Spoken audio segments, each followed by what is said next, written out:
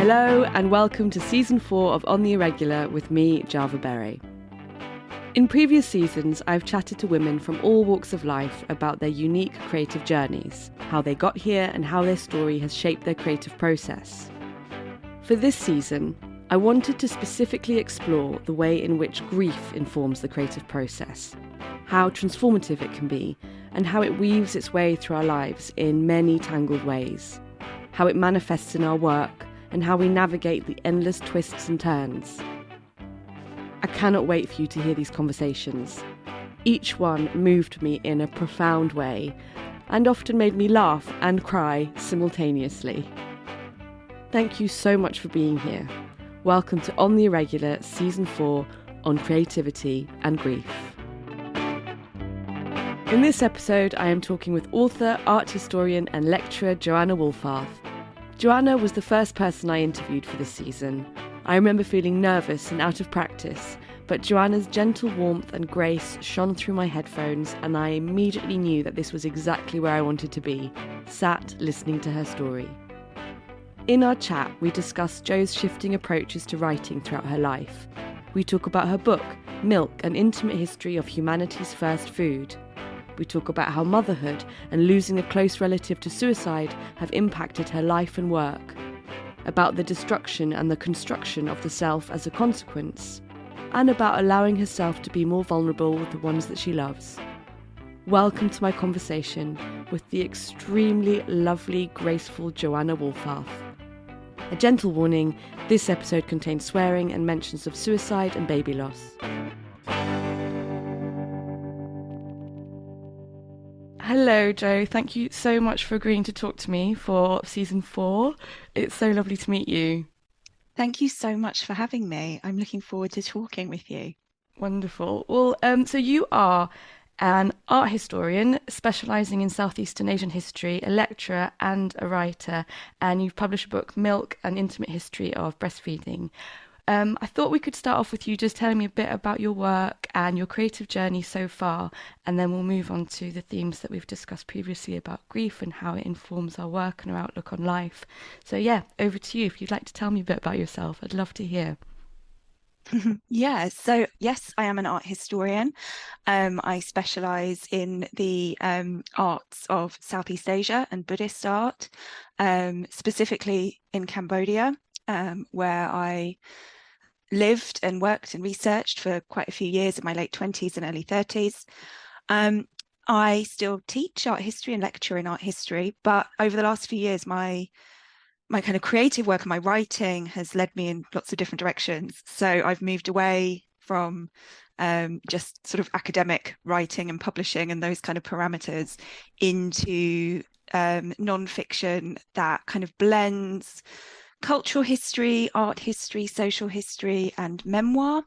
That's a little bit more creative. I've started to kind of, write fiction as well, flash fiction, and just kind of, pursuing different kinds of creative writing, I suppose, in ways that I haven't done since I was since I was a teenager.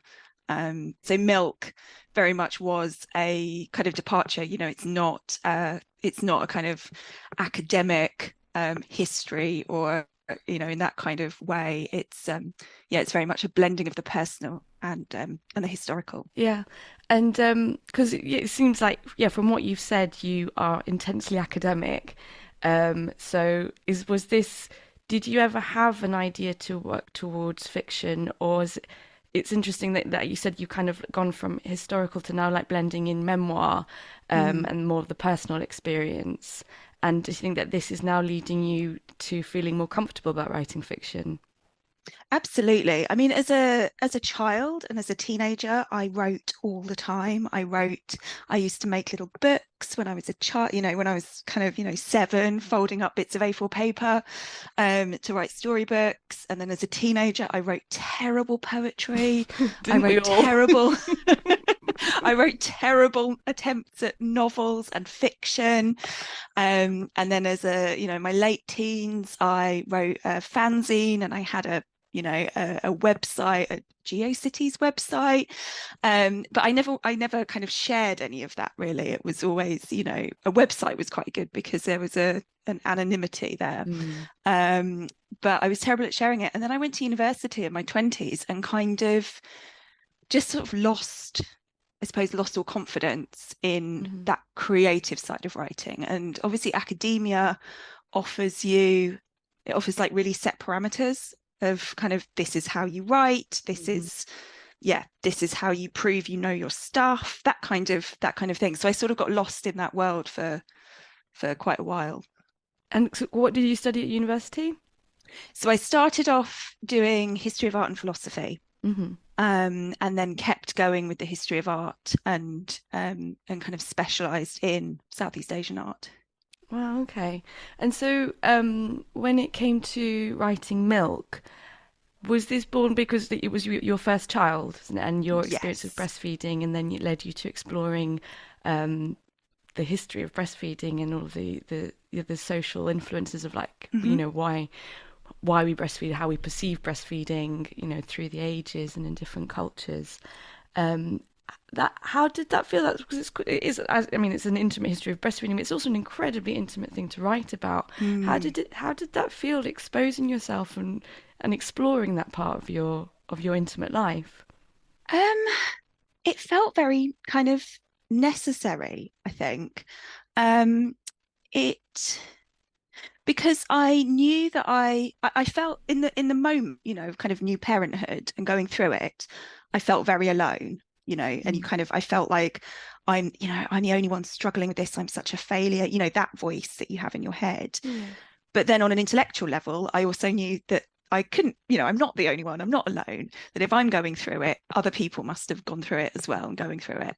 So it made me want to open up about it and to kind of use my experience as a way of, starting conversations with other people and sharing experiences with other people. And I suppose, I don't know, I found the experience of becoming a mother so raw and transformative, and finding that there was, struggling with breastfeeding, that felt like almost this kind of small grief in itself. The way that I pictured how I hoped my motherhood would be and my relationship with my child, didn't quite work out as I'd hoped. And so I was kind of processing all of that. So it was cathartic, and looking at history, looking at art was very therapeutic for me. And I think I thought, if I don't do it now, I also kind of, motherhood made me give much less of a shit, if I'm allowed to swear on this. Oh God, yes. It gave me a completely different perspective on everything, of what matters and what doesn't. So I thought, well, if I start writing from the more personal, try, and write in a more kind of creative way, kind of move away from academia. I just worried a lot less about what people, how that might be received. And also, I think all of that was very informed by the bereavement that I went through about just under 2 years before my son was born. I think that played a large part in it as well. Okay. Would you like to share a bit more about your experience of grief, what happened, or how you responded? Yeah. So 7 years ago, a male relative of mine, an older male relative who I was very, very close to, who had been, a part of my life since I was since I was born, who's very close to my family, who had experienced mental ill health on and off throughout his life, died by suicide. And yeah, I suppose, nothing prepares you for that happening. Up until that point, I had gone through bereavements. I'd lost family members through old age, right? And those were difficult bereavements, and really hard to manage.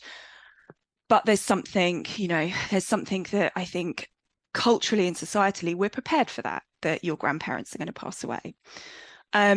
nothing could prepare me for this, nothing prepared me for that conversation, that phone call that said, he's dead and this is how it happened. And that completely shattered my world. That kind of grief, I think, just completely skewed my whole perception of reality. Gosh, I'm so sorry. How did you go about, because they talk about, the different stages of grief and, shock, denial, anger. How did you find ways of beginning to process this huge shock and death? I don't know. I mean, I question like those 7 stages, the idea that they are neatly, that they're kind of neatly arranged in a linear manner and we go through each of them. I mean, I think you could, I think with any kind of bereavement and grief, you could go through those stages within the space of 5 minutes, Yeah. or in the space of a day, or Yeah. at the same time. It's really hard to manage those. I think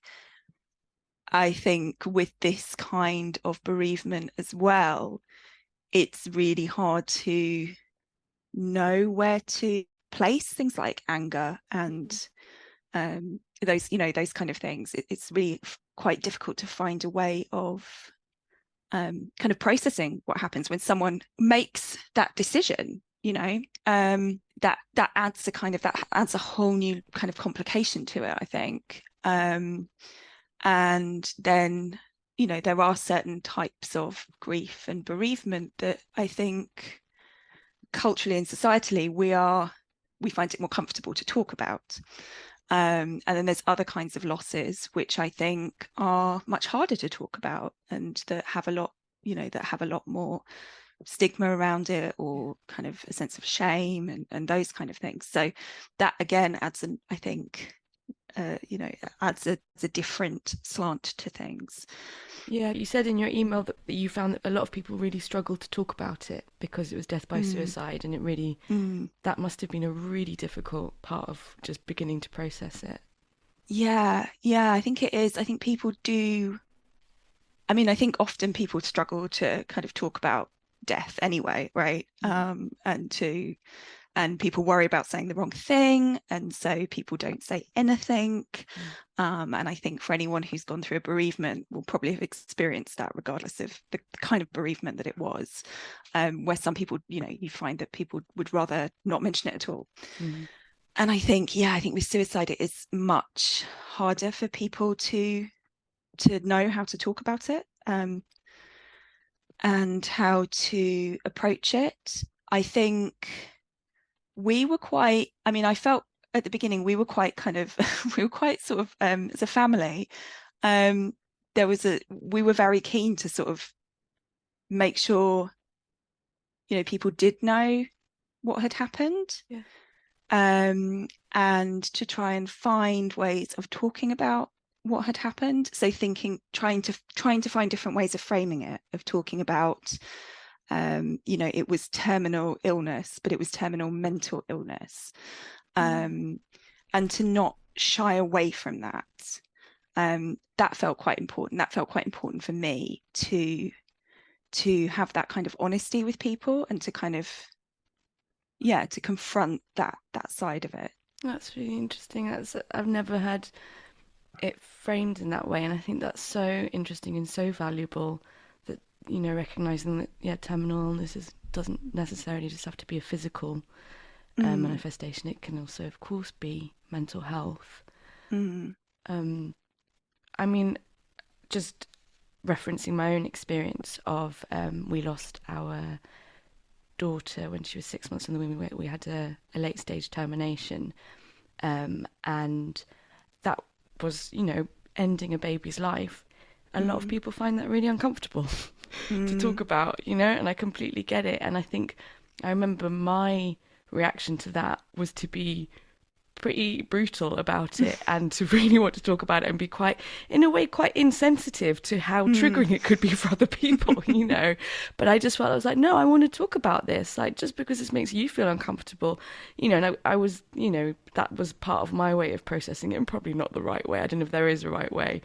But I can relate to, on some level, the the frustration maybe at people, you know, people often not knowing what to say. And I remember being told a couple of times, oh no, I'm sure you don't want to talk about it, so let's just talk about other things. And I was like, no, actually I do. I really do. Like, don't make Yeah. that choice for me.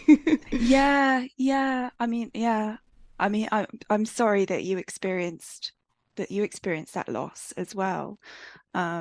And I suspect that actually there's, you know, that the kind of grief that you have gone through, and that I've gone through, are, I think, probably the ones that people are the least comfortable Yeah. talking about, as you found. And yeah, I totally relate to that wanting to be quite brutal about it, wanting to kind of confront other people with it and say, no, I'm not going to let you, you know, I have to sit with this, I have to live with this. Yeah. And you can sit with the discomfort of this conversation for 20 minutes or Yeah. whatever, you know, like, because, but then there is that you know, I sometimes felt, well, I don't want to make other people feel uncomfortable, so I won't talk about it. Which is interesting, I think, kind of trying to protect other people from our grief or confront them with it and kind of throw it in their face, which for me was probably a manifestation of anger. Yeah. I think there's so much anger in it. I was thinking about what you were saying earlier about how, you know, the stages aren't all just set like, and then you experience this and then you experience that. So I remember seeing an illustration of grief, and it was just one big black scribble. Yes. But that's exactly it. There's no That's totally it. Yeah. in and out and messy and all over the place. And sometimes you go straight back to the beginning, and then other times you feel like you're coming out. And it does, like, because did you say that that M died, was it 7 years ago? Yeah. Yeah, and I can't imagine that you don't heal really from it, do you? You don't recover from something like that. There can be No. elements of healing, but it comes back. Yeah. And I think I've seen a similar drawing where that black, messy tangle, knotty, you know, image of kind of the emotions of how grief feels, just this mess of it, where someone's kind of put it in a bottle or whatever, and sometimes it can fill the bottle, or sometimes other stuff grows around it. The pain, I don't think, ever goes away. It never eases.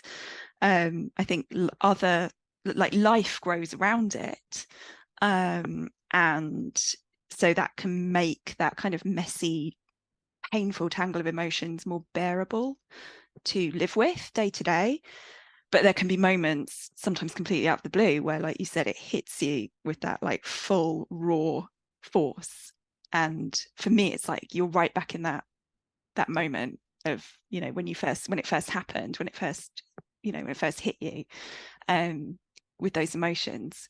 So yeah, I don't think it ever goes away. It just becomes easier to live with, and you find ways of living alongside it. And I suppose, thinking about creativity, I don't know, I wonder if grief itself is kind of inherently a creative process, because our worlds suddenly kind of radically change in ways that you weren't prepared for from one minute to the next. And then you have to find ways to adapt to this new world that you're living in. And I mean, that to me seems like an inherently creative thing to kind of live through. Yeah, I really loved what you just said about how, like, life grows around it. And it's that thing, isn't it, of how, yeah, life does carry on for those of us who, you know, who survive. And but grief doesn't go away, but it's infiltrated in everything, and it's woven through everything. But life carries on growing. And you said that some beautiful things have come from his death, and that's also quite difficult to process as well, to acknowledge that. That it's also made you, like you said, like give less of a shit and show people how much they mean to you. That's made you better at that. So this is the thing, isn't it? And like you said, that is so connected to creativity and adapting and taking something and transforming, and not not eradicating what exists by transforming it, but it's still within there. That essence is there, and it's imbued with all the pain and the love, and it sounds trite to say it, but it can be beautiful. It can bring beauty into your life.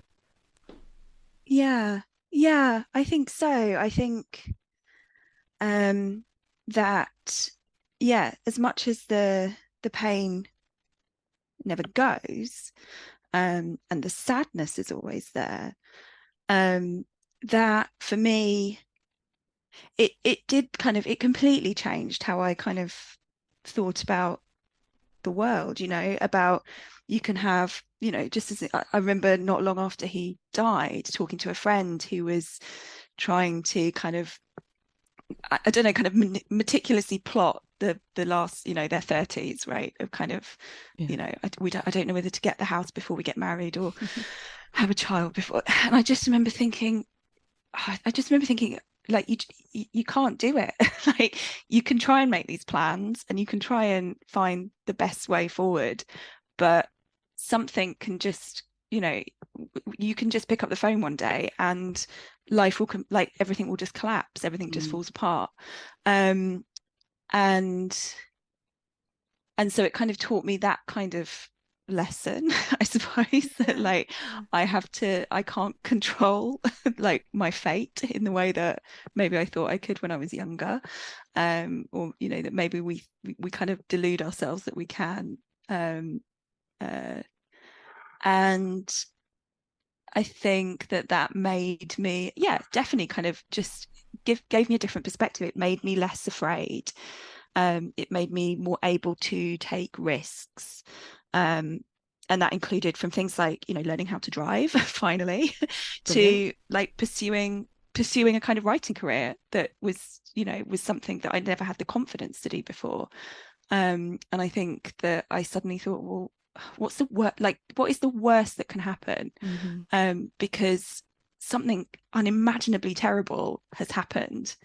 And so it's never going to be worse than that, like a rejection from an agent or a bad review or someone telling me my writing shit it will never compare to what I'm living through.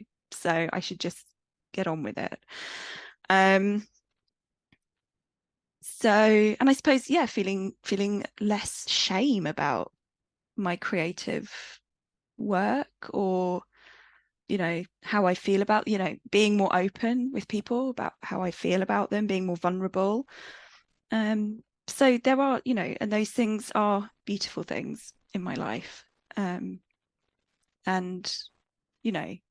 is a lovely gift that M continues to kind of bestow upon me, I suppose. Yeah, that's such a beautiful way of looking at it. That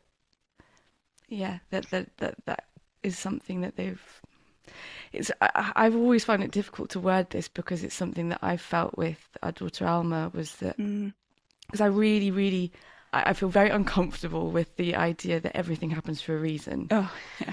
Because it's like, let's unpack that, know. But I do feel that I am possibly doing things in my life now that I wouldn't have done if we hadn't lost our daughter. So I think I can see that by experiencing that, having to, decide to end her life, or that was the choice that we made, and then, all of that came along with, and grieving the mother that I expected to be, and, and all of this, very, very similar to what you're saying. It kind of just sparked something in me, and I was just like, fuck this. Like, what am I doing with my life? Yeah. All these like barriers that I'm putting up for myself, and exactly as you're saying, like, one of the worst things has happened that could happen, so I might as well just fucking get on with it. Yeah. you know, and I feel so grateful to her. I feel so Yeah. grateful that she, you know, she was here for 6 months in my room, and she was Mm, here, and I was lucky enough to have her for those 6 months. And then yeah, it was really horrible and really awful, and you know, we had this whole experience, but yeah. other things have happened, and so you know, I don't, you know, sometimes things are just shit, and you don't have to turn Yeah. everything into something beautiful. Yeah. I mean, I think that's one of the things, isn't it? It's living with that contradiction, or with that like paradox um of kind of, yeah, it's shit, and it will forever be shit that this happened. Mm. But there's also, there is also, um there are ways that you can, I don't know, you can fashion that shit into making something good as well. And it's still Yeah. shit, but like there's some good stuff too. Yeah. um and I feel that very strongly. I talk about all these, things that have come, um out of his death. But you think, well, but on the other hand, it doesn't, I would give all of that back for there to have been a different outcome, right? Hmm. um Yeah. to still have him here, for him to have not lived through that excruciating pain that he must have been living through. I would give it all back. And I think it's yes, I find that I have to sit with that like contradiction a lot of the Yeah. time, of how I even think of things. I mean, even how I think of his decision. I believe that everyone, that suicide is not an inevitability, Mm. that there is always help, that things can always get better.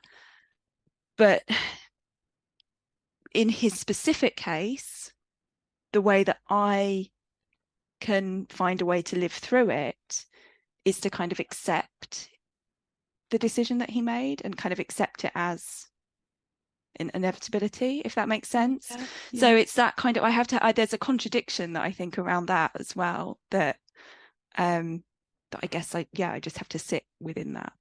um yeah. Yeah. That's really complicated, isn't it? That's a really complicated one to navigate Mm, as someone who, like you said, you know, who survived him, and yeah, not wanting to say that, yeah, that suicide is an inevitability, and like you said, that there, you know, there's help and there's support, and there's, mm, you know, it doesn't have to happen, but each situation is specific, and no, it's really, really complex. mm. I think it's I suppose everyone has to find a narrative, I suppose, or I had to find a narrative that can just help me live through it. And that's the narrative that I've had to kind of settle on and create, to make it, to make it livable. No, I can see that. I can understand that. Gosh. And so it wasn't long after losing him that you became a mother, was it? Mm, no. So, so my son was born just under 2 years after he'd died. Um, so we started, so the process of kind of deciding to have a baby happened not long after he died. Yeah, which had always been the plan. But um yeah, yeah. Gosh, and um that's a lot. That's a lot to lose someone and to then welcome someone new into your life and a new version mm, of yourself as well, and all the grief that comes along, like you're saying, you know, with motherhood and then your experience of breastfeeding and what have you. mm. Yeah, and now I look back, I wonder if the grief and the bereavement that I was already processing obviously played such a big part in how I felt about new motherhood, how I felt about um about, I suppose, breastfeeding my son, or like my who I was, I suppose, in the Yeah. world, um and wanting to, I suppose, I think maybe now I think back to how important why was it so important for me to want to keep breastfeeding, um because I feel far more relaxed about it now as I approach having a second child. And I wonder if maybe there was something about that time where it was really important that my body kept kind of being nurturing and making life, maybe there was something, there was elements of kind of grief and bereavement like tangled up in all of that, of not wanting to fail again. I suppose, I don't know, but so it was a kind of full on couple of years, I suppose. And on top of that, you managed to write a book. It's extraordinary. Well, yeah, I mean, I suppose, you take what you have and you try and fashion stuff from it, I suppose. And I don't know, I found kind of pregnancy and birth like a hugely creative period. I felt like I mean, we know now that our brains are kind of rewired during pregnancy and the postpartum period, but I definitely felt that my brain had been completely rewired, and I felt just like hugely creative. I was just bursting with ideas. I didn't have time to obviously do any of them, but like I was just bursting with ideas. It's hugely creative, which I don't think I'd ever really heard anyone talk about before. That the first weeks or months, like, yes, can be, you're sleep deprived and they can be really hard and this and that, but also you might find that your brain is just full of, I guess it's adrenaline, and you're full of like ideas and whatever, and so it felt hugely creative. And so kind of writing and it was just like, I don't know, it's just the way that I navigated my way through all of that, I suppose. I can remember actually with our second son Elwin, the first few months, because he was born in October, and I remember just November, December, just obsessively drawing, and my mum coming to stay here, and she would just hold the baby so I could draw. It wasn't even so I could cook or do anything. I just and I'd just be like, so she'd be just sat by me at the table holding the baby, and I just would just reams and reams and reams of paper. And I've not kind of been in that state of flow for a long time, actually. It was quite obsessive.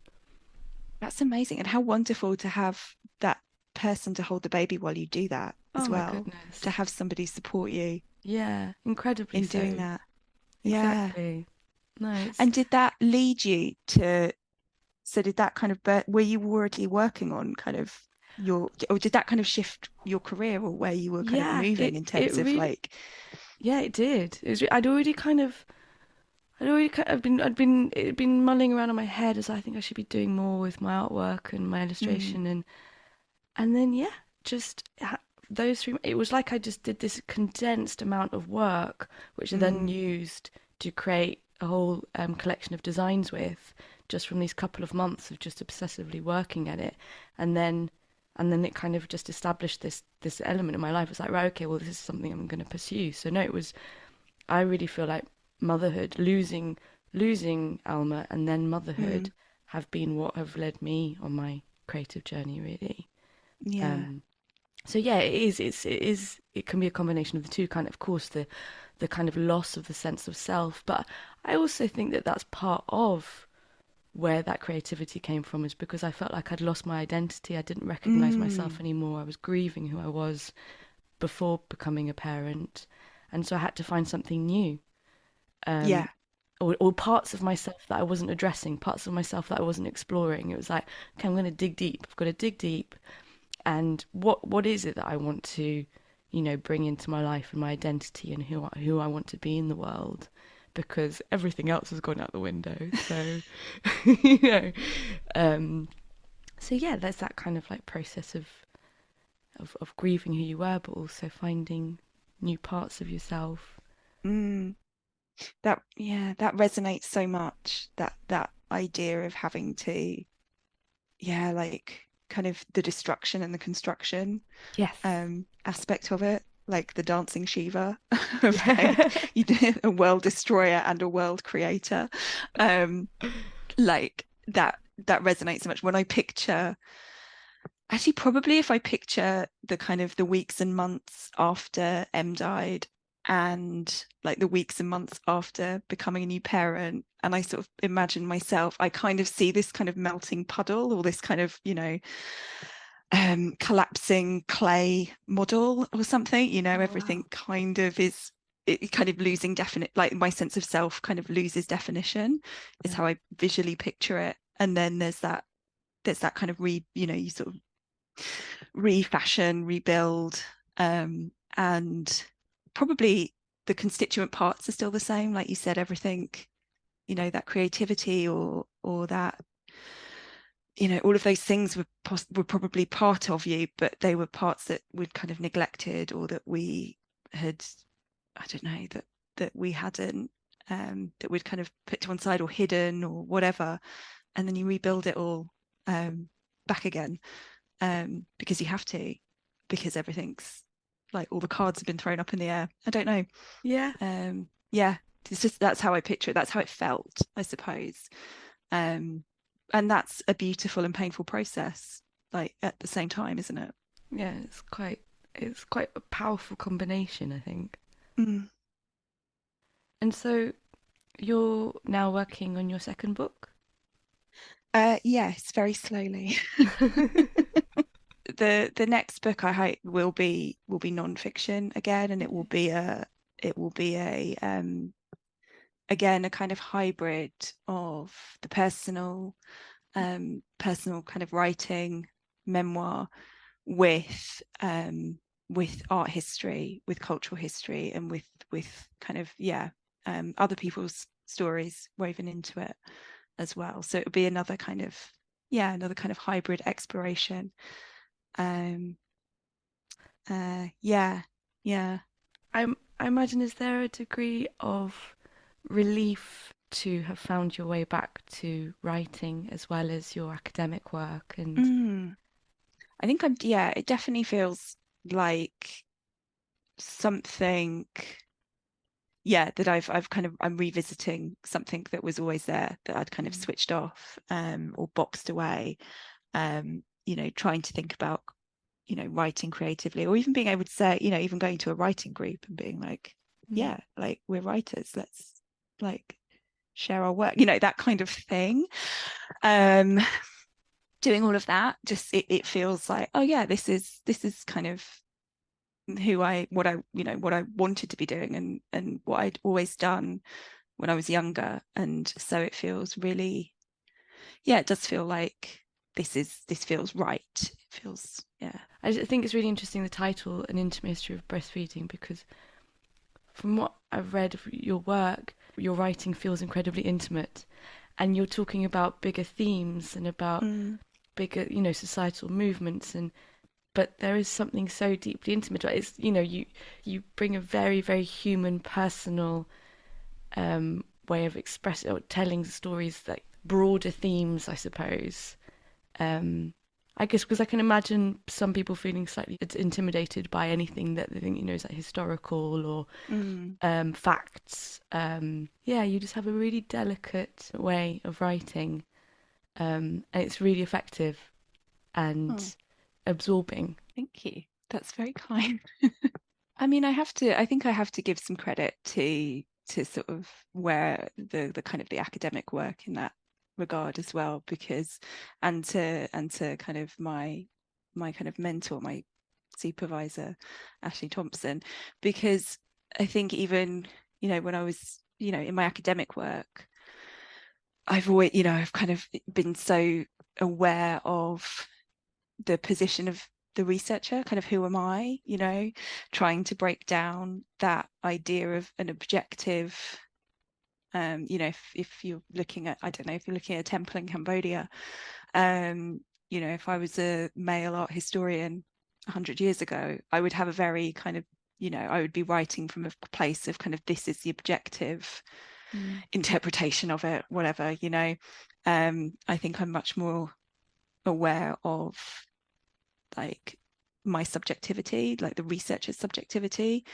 Yeah. And that was always something that I brought into my research as well.